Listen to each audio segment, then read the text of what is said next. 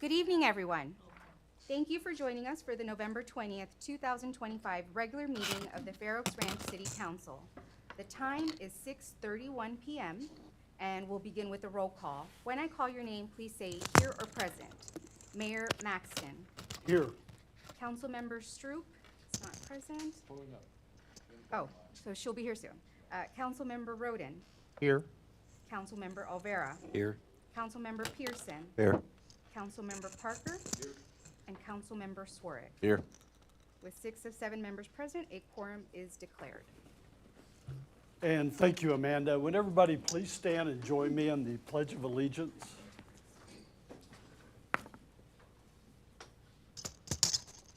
I pledge allegiance to the flag of the United States of America and to the republic for which it stands, one nation, under God, indivisible, with liberty and justice for all. Perfect.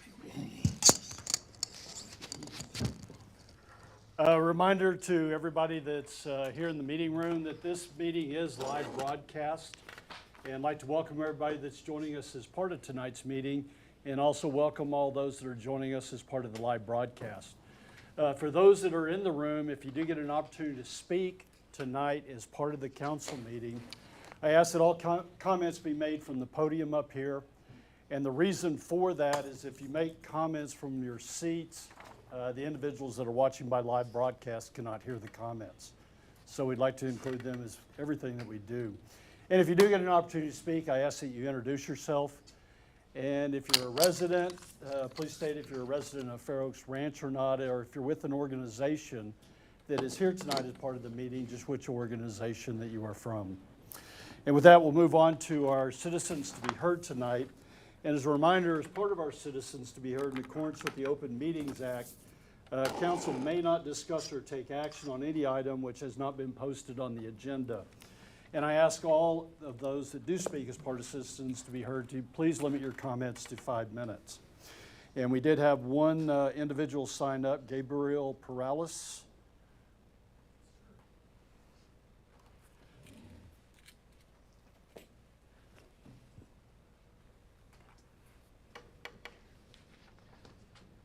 Good evening, Mayor, council members.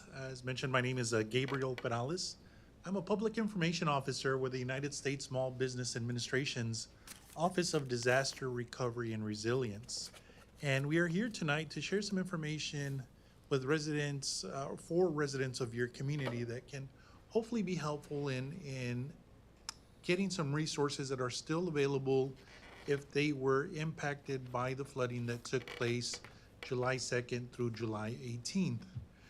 Let me start off by saying that, first of all, Kendall County as a whole, when the original Texas declaration came down, Texas 21174, was considered a contiguous county in the eyes of SBA.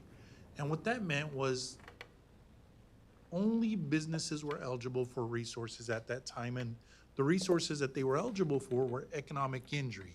So any business that suffered economic injury as a result of the flooding was able to apply for and possibly get resources from SBA. Well, since the original declaration, there's been an additional amendment to the declaration that has now made Kendall County what we call a primary county. And so what that does is for your community, it offers the full gamut of resources that SBA offers.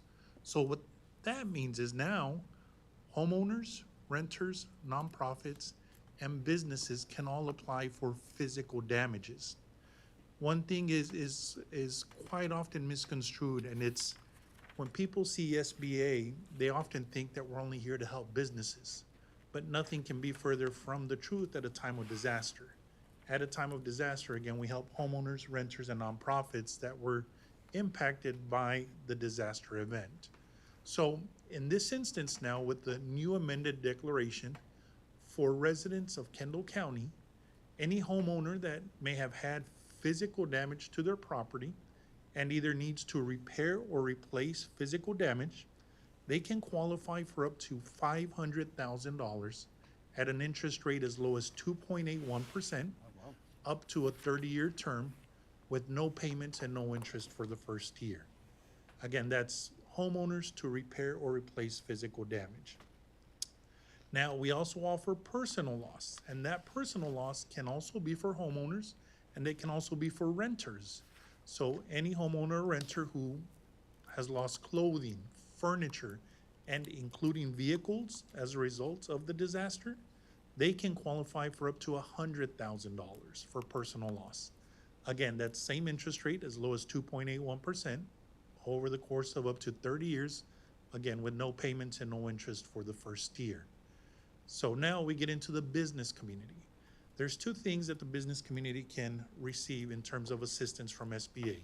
The first one is physical damage as well, if the structure was impacted, and the second one continues to be economic injury. So going into the details for the first one, any business that may have suffered physical damage to their business and was impacted can apply, and if approved with SBA, can qualify for up to $2 million. And that's at an interest rate as low as 4%, again, up to a 30-year term with no payments and no interest for the first year. I reiterate, that's $2 million for any business that was impacted in Kendall County. Now, there is also economic injury, and what that means is whether it was the convenience store, whether it's the small mom and pop shop, any business that was affected economically as a result of the disaster, people aren't coming to shop at their store, people aren't coming to eat at their restaurants, that's economic injury. And if they are suffering economic injury, they can also apply for resources from SBA, again, up to $2 million, as low as 4%, up to a 30-year term with no payments, no interest for the first year. So we wanted to share with the community, with you all today, what is available, number one. Number two, how can we get involved with the city? How can we collaborate with you all to disseminate this information to your community members and let them know what is now available for them? And with that, we'll ask whether it's posting something on the city's website, whether it's communication through the email or newsletter, whatever it is that you all have. I would love to be part of getting you all that information and allowing you all to pass it on a little bit further, and hope it gets in the right hands. Lastly, I want to say that the physical damage deadline was originally November 14th. We are offering a 60-day grace period for it. So that means now the deadline is January 13th of 2026 for physical damage. For economic injury, the deadline is June the 15th of 2026. So while we had disaster recovery centers, business recovery centers where people could go and apply in person, we no longer have those. We closed those actually as of last night. So anybody who would like to apply would either have to go online at sba.gov/disaster. Again, sba.gov/disaster, or by calling our 800 number at 1-800-659-2955. So we're here to say SBA has been here, is here. If any of your community members need help, residents, homeowners, nonprofits, businesses, by all means, please share this information. I do have some flyers that I'd like to leave by, physical flyers, but if need be, I'm able to get soft copies to anybody as well who might need them. So I leave with, again, my ask is, I'd love to leave my information behind. I'm not sure who the right person would be. Perfect. And hopefully we can work together in getting this information out. Thank you, Gabriel. Thank you very much. Thank you for taking the time and joining us tonight, too, to provide this information to our residents. Absolutely. Thank you.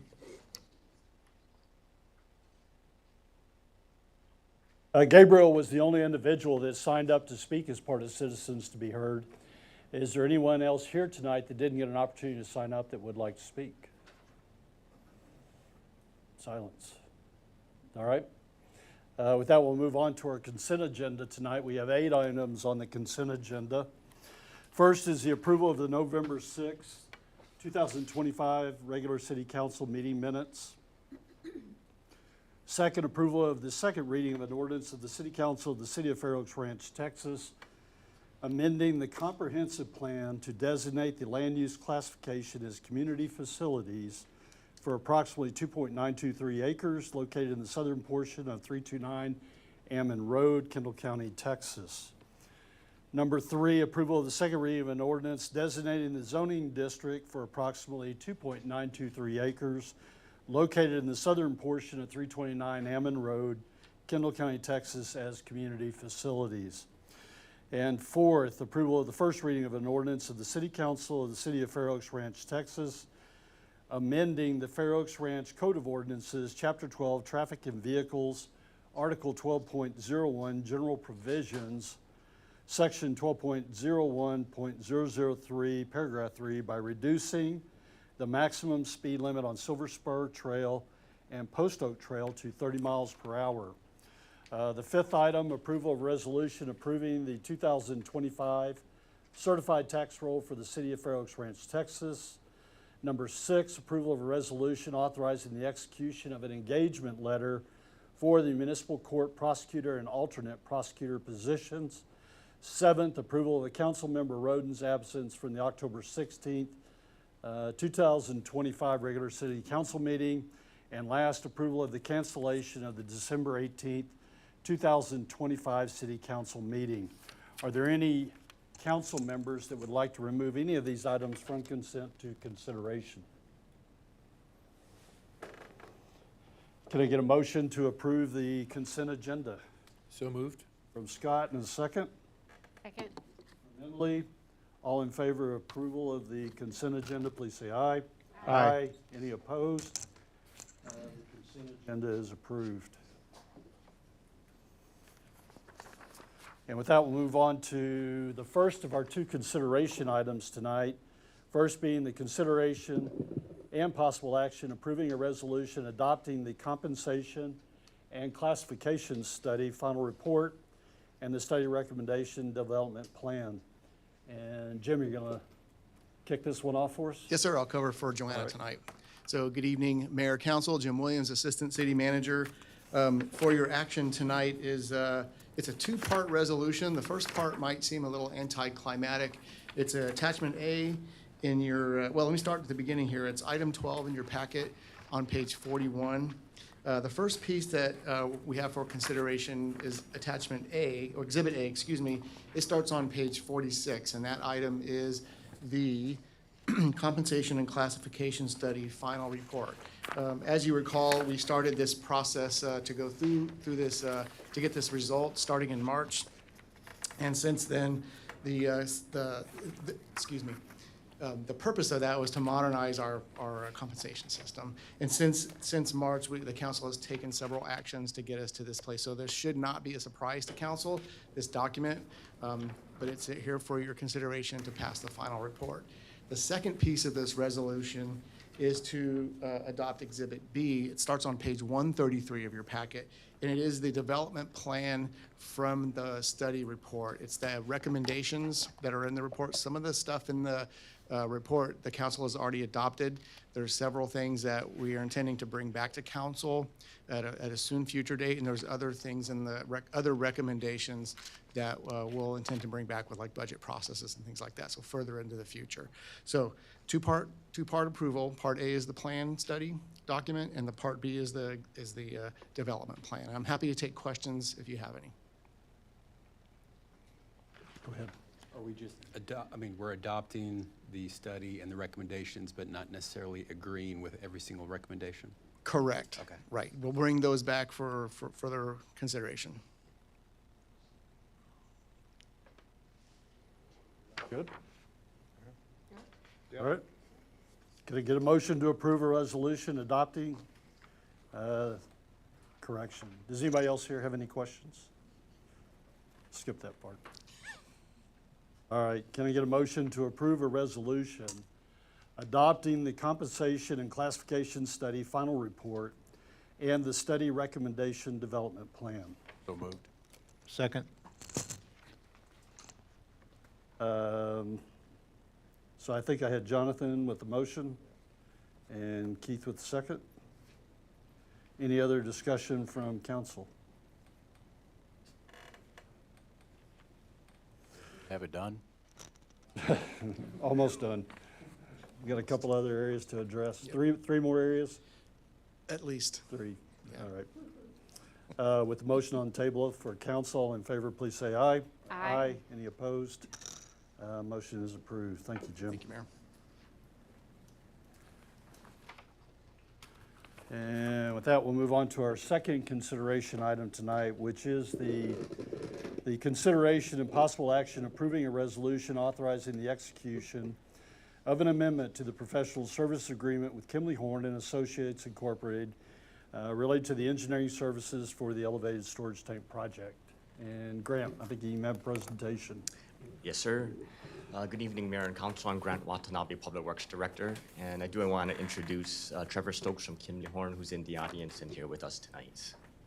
For reference, this agenda item starts on page 135 of the agenda packet, and this presentation starts on page 200.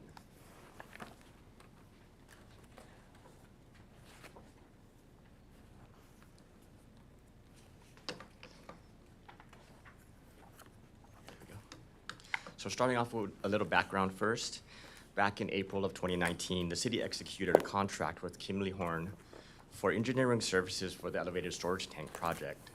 That scope included 2 community workshops, which were held in June and September of 2019, to obtain public input on tank style and location. Following selection of a composite style tank to be located at the southeast corner of the property formerly known as the Reserve, and now known as the Post Oak subdivision, the consultant proceeded to 90% design. In the summer of 2021, that project was put on hold after the 90% design was received to evaluate alternate locations. In September of 2022, the city authorized Kimley Horn to conduct a site feasibility evaluation for the 10-acre property purchased by the city of Boerne. That evaluation showed that the site could accommodate planned utility improvements by both cities, including our elevated storage tank, and provided various site layout alternatives. And then recently, on June 16th, the city purchased 2.923 acres from the city of Boerne. This was located in the southern portion of the property and proceeded with annexation, flume amendment, and zoning. So there's quite a bit of work needed to restart this project and revise the EST design for the new location. This includes a new topographic survey and geotechnical investigation. It includes complete redesign of the site civil, including yard piping, grading, drainage, detention ponds, paving, fencing, and the GBRA delivery point. It includes complete redesign of the water main to connect the elevated storage tank to our city's water distribution system. This is planned on the west side of Ammon Road in the green belt that fronts Stone Creek Ranch, where it will connect to our existing 12-inch main. The scope also includes resubmission of the 90% design, restarting TCEQ and FAA permit coordination, updating labor rates for portions of the original project that were not yet completed, and that includes the 100% design, an open house prior to construction, bid and construction services, and as-built drawings. And lastly, it also includes easement acquisition if needed, subsurface utility engineering, and plat services for the new site. A little bit about cost and schedule. The original fee under the 2019 contract was $446,000. The cost for this contract amendment is a little over $281,000, bringing the total cost of engineering to $728,892.95. The estimated cost for construction is $8.2 million, and that's based on the site feasibility evaluation that was conducted in 2022, and that cost was escalated for inflation at 4% per year. We will get a better sense of what the estimated cost is once we receive the 90% redesign. And lastly, when it comes to schedule, we're estimating about 10 months for redesign, permitting, and preparation of the bid documents, 2 months for procurement, and 16 months for construction, for a total project duration of about 28 months. Oh, that was my last slide.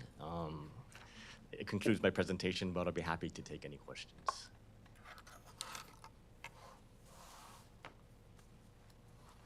Mr. Yes, Swart? sir. So Scott has already saved you the grief of answering the bulk of my questions. The only ones that and the way that I understand it is, the only thing that we're being billed for now is the work that hasn't yet been done, right? Or the majority of it is work that has not been done in the 90% phase. Correct. So And there's it's- some work that has to be redone for the My new question site. is, the language in here says that everything's been updated to the current billing rates. Like you see that in every line item, right? Are any of these things that we already were contracted to pay but hadn't paid yet, are those rates being raised too? So under the old contract, we were paying X dollars per hour for this, but now, just since we moved location, now we have to pay more because we're re-upping the contract. So the rates were changed for those specific tasks that were not yet completed yet. And some of those tasks I mentioned were the 100% design, the bid and construction services, the as-built drawings, and some of those things. And Those- would they have been anyway under the old contract, or is it just? It was the a cost of lump sum moving? contract, so if we Yep. had proceeded in 2019 to construction, that was the fee that we would have paid at that time. Yeah, and I understand that you've already looked at this very thoroughly and went over the hours line by line, and you're okay with this? Yes, sir. Okay. Yeah, thank you. Hey, Grant, does this take it all the way through construction, with these guys complete? This would be the last piece of it? For engineering, yes, sir, through completion of construction. Okay.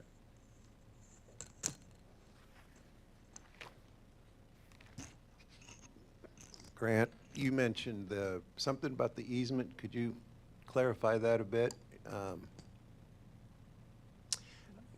In the You event that we do widening need it to, or building it? or- yeah, just in the event that we do need to obtain easements as a supplemental service, Kimley Hornets included in their proposal easement support services to help us get the surveys and necessary easement documents to acquire that, in the event it's needed.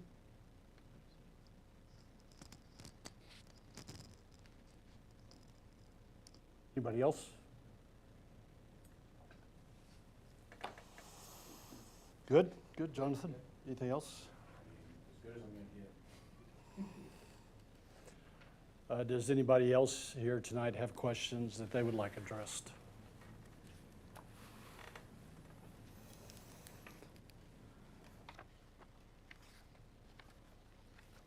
Then, can I get a motion to approve a resolution authorizing the execution of an amendment to the professional services agreement with Kimley Horn and Associates Incorporated for engineering services for the elevated storage tank project, expenditure of the required funds, and execution of all applicable documents by the city manager? From Emily and Second. from Dale. Any other further discussion from council?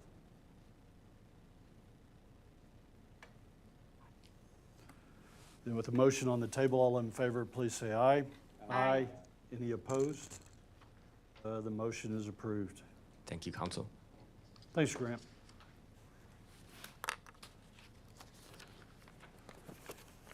That completes the consideration items that we had on the agenda tonight. We do have one workshop item to address, and it's an update on the request to reduce the speed limit on Nola Hase. And Carol, you'll kick this one off? Thank you, Mayor, and good evening, City Council. Carol Van Zandt, Assistant City Manager, and this item is found on page 208 of your packet.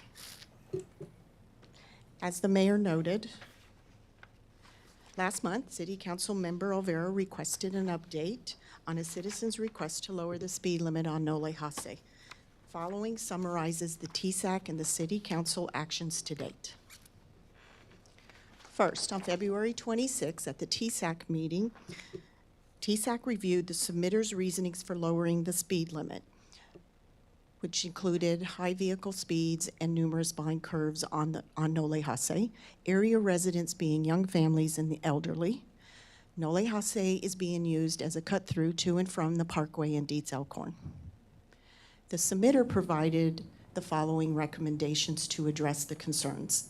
Reduce the speed limit to 20 or 25 miles per hour, add speed bumps at the blind curves, They also suggested replacing the yield sign, the current one, at the intersection of Nole, Hussey, and Sumter with a three-way stop. At that same meeting, staff did report that there have been no collisions due to excessive speed. And in accordance with the Texas Transportation Code, City Council can reduce the speed limit to 25 miles per hour upon determination current speed limit is unsafe or unreasonable. Anything lower would require a traffic study. TSAC's actions, after reviewing and discussing the item, made a recommendation to lower the speed limit to 25 miles per hour due to the road curves. This recommendation passed with a 4-to-1 vote. They made a subsequent recommendation to add speed bumps or replace the yield sign at Sumter with a stop sign. That recommendation failed, 2-to-3 vote. At the March 20th City Council meeting, after receiving a staff update on TSAC's vote regarding the submittal, the City Council directed the staff to present an ordinance lowering the speed limit to 25 miles per hour on Nole Hussey between Dietz Elkhorn Road and Fair Oaks Parkway. At the City Council's April 17th meeting, after discussing the proposed ordinance, the motion to reduce the speed limit to 25 miles per hour failed, with a vote of 3-to-4. A subsequent motion was made to return the submittal to TSAC for area citizen feedback and for a speed limit study. That motion passed 6-to-1. Now we are back at TSAC. During that time, we did do a citizen survey and a traffic study. At their August 6th meeting, staff provided the traffic study, which consisted of daily average vehicle counts, total average speeds, and the 85th percentile of speed collected during various dates, and presented the citizen survey results. These can be found on page 206 of your packet, the results. The recommendation of the TSAC to reduce the speed limit to 25 miles per hour due to the 85th percentile of the speed recorded being under 25 miles per hour and due to most respondents supporting a reduced speed limit did not receive a majority vote. The vote was 3-to-3, a tie, thus the recommendation failed. And that concludes the requested update. I'm happy to answer any questions, and I also cede it to Councilmember Alvera, as you had requested this item. Oh, thanks for the update. The reason I wanted to bring this back was just to figure out what had happened. And then I personally think that since it was recommended and then we talked about it and we said, yes, I think we're majority in favor of bringing the ordinance, then it got pulled and then referred back to TSAC and it sort of died on the vine. I think we at least owe it to the requesters to take action on it one way or the other. That way this issue could be resolved one way or the other. So I think the holdup for us the last time was we wanted citizen feedback. The citizen feedback, according to the surveys, 85% of the people wanted it reduced. To me, that makes it easy. Reduce it to 25. So I would say, I would recommend bringing it back to reduce it to 25. That was the only thing that held us up the last time. Okay. So really the issue then as presented is, do we want to bring this back for a consideration item back to council? And I believe that's your recommendation? I would, because I think we had all this discussion, like 4 meetings, all these recommendations. Once it passed, and then it was 3-3, I think we owe it to the requesters to make a decision and not just have it, stalled because it was a 3-3 vote. I agree. I would say bring it back. And again, before, the only holdup for us was getting citizen feedback. We've gotten the citizen feedback now. Overwhelmingly, 85% support the 25 miles per hour. So I would say bring it back. So if I may, I just want to add some clarification.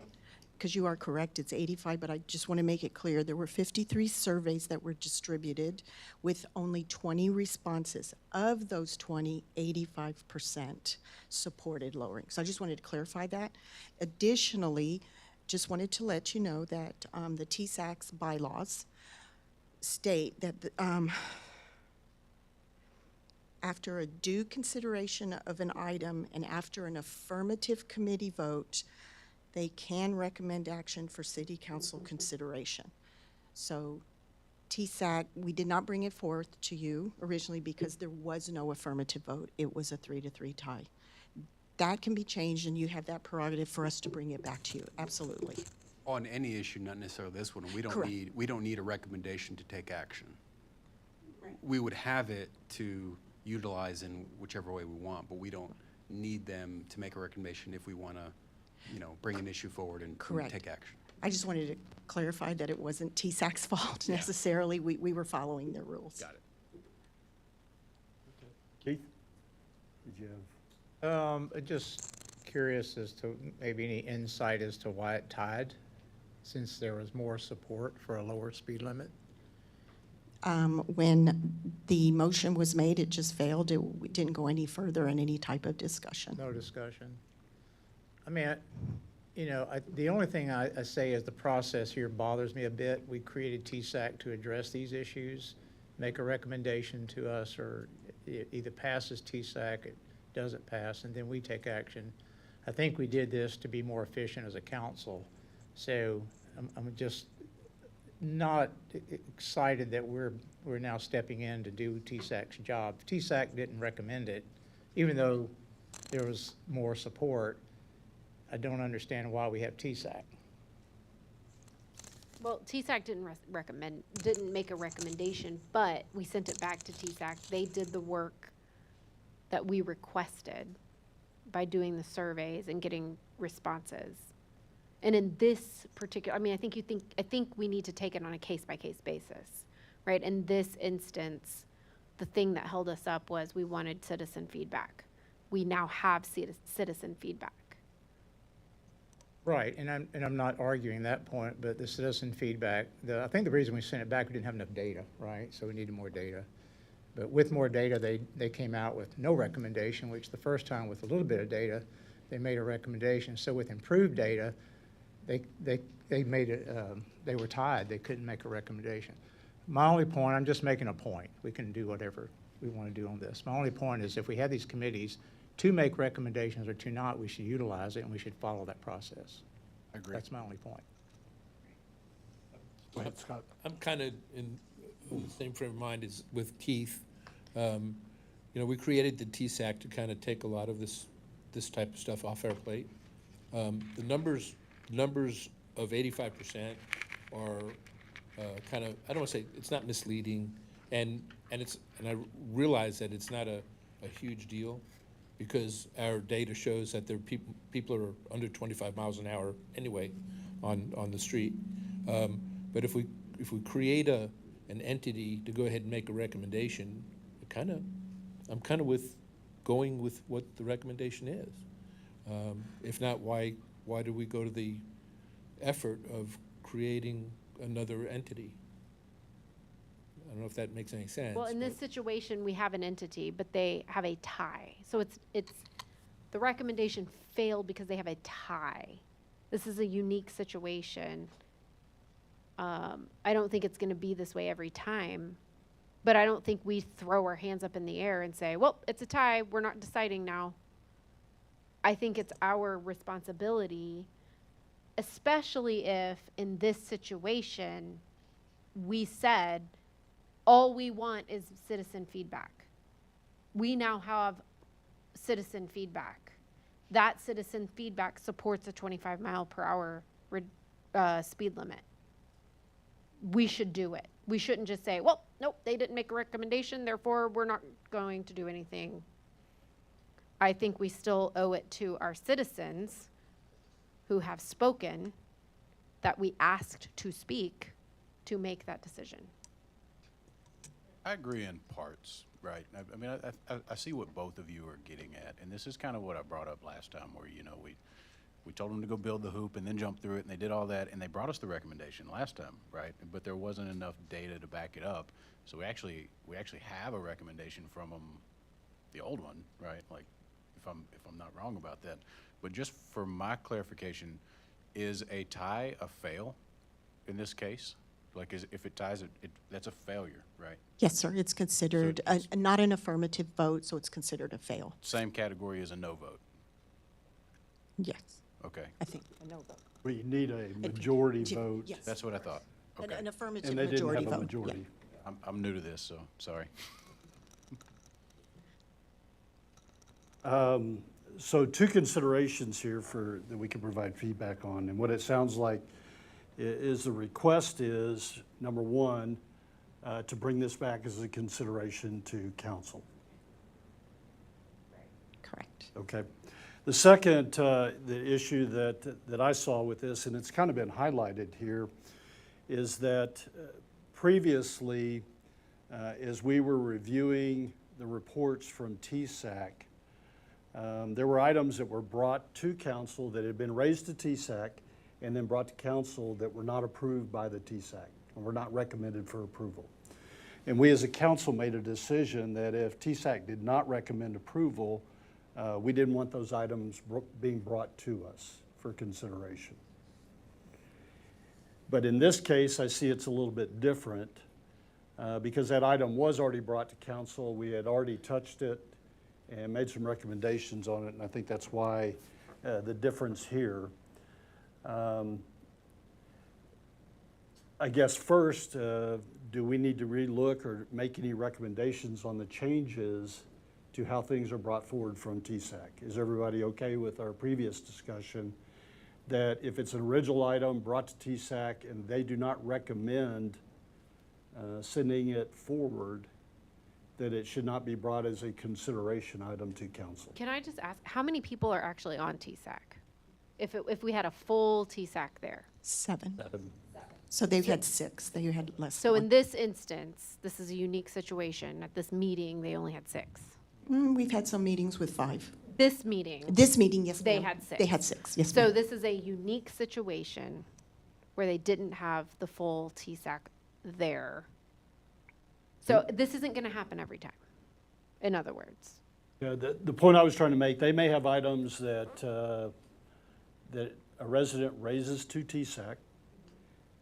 It gets reviewed with staff in the TSAC, and TSAC makes they look at it, and they make the determination they do not want to recommend this to council. Right, which in this case, I think is different, like you said. Granted, I Okay. covered that. I'm Okay. talking about the procedures overall. What we Right. have discussed is that right now, those items will not be brought to council. Right. Is Understood. everybody, Understood, yes. I just want to make sure, Yeah, if it was a 4-3 vote, I don't think it would be in a similar situation. Or if the vote was 3-3 or 3-4 the first time, Right, and it never came to us to begin with, then Correct. that's a different situation. correct. okay. We're drifting back to the Yes. current one. I'm trying to establish Right, procedures moving forward, right, not related to NOLA HASE. understood. But Okay. I think it's important for us to distinguish why this one is a little bit different.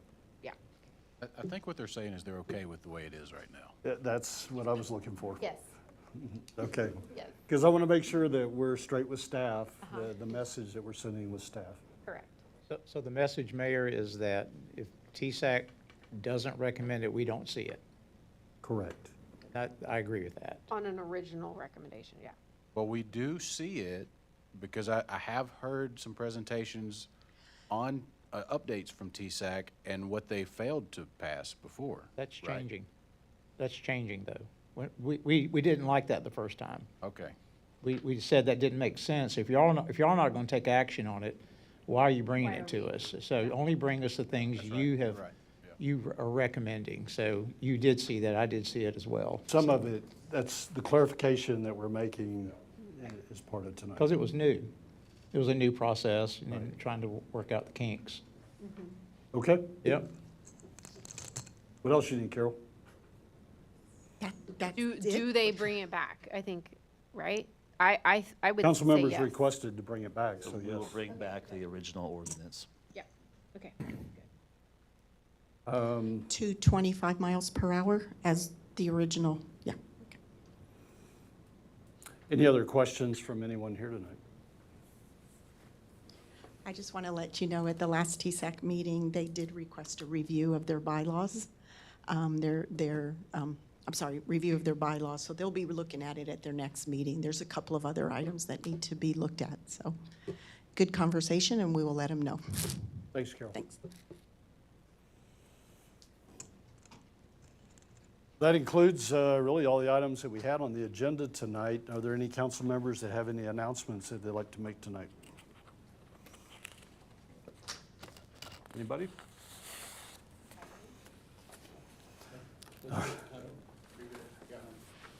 Go ahead. I'd like to thank everybody's hard work in putting together the Texas Arbor Day Festival presentation that we had. I would have liked to see more citizen participation, but it was a great day. I think I'd like to say to the staff, thanks for all the hard work, and to Ms. Stroop, you know, you did a great job getting that thing put together, and it really was a nice presentation. Thank you. Anybody else? Jonathan? Anything? Have a couple of announcements. City Hall will be closed tomorrow for lunch from 12 to 1:30 p.m. Additionally, City Hall will be closed next Thursday and Friday, the 27th and 28th of November, and that is for the Thanksgiving Day holiday. Santa on the Ranch will take place on December 7th. That'll be here at the parking lot of the City Hall, and that will be from 2 to 5 p.m. on December 7th. Next, the police department is supporting again this year the Kendall County Blue Santa Toy and Gift Drive. There are multiple locations around the city to drop off donations of new and unwrapped toys for infants up to age 17. Drop-off donations should be made no later than December 14th. Chief, anything I missed on it, or? As part of our council meeting tonight in the consent agenda, we did cancel the second meeting for December, which is December 18th. And so that means that our next council meeting will be December 4th, and we will not have another council meeting until January 15th. And put this out, one, just for everybody to be aware, but also we have one council meeting left. If there are items that residents would like to present before council that need to be addressed during that time period, December 4th would be that opportunity to come to the council meeting. And then last, I'd like to congratulate Amanda Valdez, our Deputy City Secretary. And this is on her nomination as the Deputy or Assistant Municipal Clerk of the Year. And this was made by the Texas Municipal Clerks Association. So congratulations, Amanda.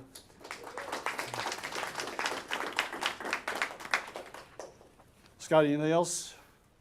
No, sir, I think you covered it. Can I just say one other thing too that I course. don't think we mentioned was we had the fifth graders from Van Rob Elementary School come and do their court day here, and Ricardo did a fabulous job presenting that mock trial. I mean, it was I was so excited to see it happen, and he just did such an outstanding job with that. So kudos to Ricardo and Maria both for putting that together. It was such a great program, and I really hope to see it continue over the years. It was so great. So that, I'm sorry, I just wanted to mention that. No, that's a great announcement. Anybody else we missed? For council, any future agenda items that y'all like added beyond what we've talked about tonight? All right. Amanda, anything else that we missed or anything else we need to do? Sure? Scott, anything from? Positive, no. All right. I have the time now is 7:15 and we are adjourned.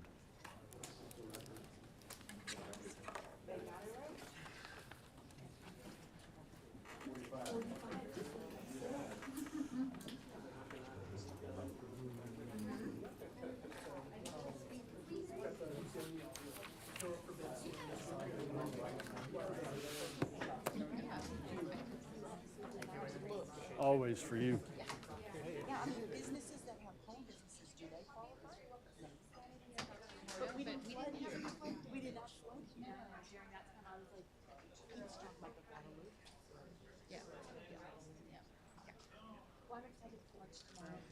Okay, yes, and Jennifer says we bought too much. I said, okay, because I guess there's some people out. So we need to take to-go boxes. She said we bought too much. Have fun, be safe, and good luck. Bye. Okay, oh yeah, will you here next week or not? Yeah. Okay, well, I'll see you next week.